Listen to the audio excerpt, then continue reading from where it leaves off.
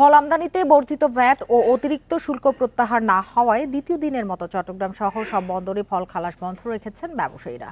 মঙ্গলবার আমদানিকারকরা জানান, তাজা ফল আমদানিতে বর্ধিত ভ্যাট ও অতিরিক্ত শুল্ক প্রত্যাহারের দাবিতে জাতীয় রাজস্ব বোর্ডে স্মারকলিপি দিয়েছেন তারা। এরপরও কোনো সিদ্ধান্ত না নেয়ায় চট্টগ্রাম বন্দর সহ দেশের সব স্থলবন্দরে 2 দিন ফল খালাস বন্ধ রাখার সিদ্ধান্ত নেওয়া হয়েছে। 13ই ফেব্রুয়ারির মধ্যে দাবি পূরণ না হলে পরদিন থেকে অনির্দিষ্টকালের জন্য এই কর্মসূচি পালিত হবে বলে জানিয়েছেন সংগঠনের নেতারা।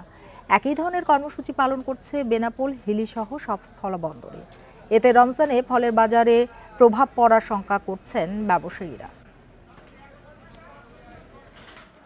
ফলের অতিরিক্ত ট্যাক্স নির্ধারণ হওয়ায় ফল আমদানিকারকরা বেনাপোল বন্দর দিয়ে ফল আমদানি বন্ধ করে দিয়েছে। ফলের উপরে অতিরিক্ত ট্যাক্স ধার্য করার কারণে আমাদের বর্তমানে গাড়ি প্রতি প্রায় 3 লক্ষ টাকা এক্সট্রা ট্যাক্স যাচ্ছে, যেটা আমাদের বাজারের উপরে প্রভাব পড়েছে।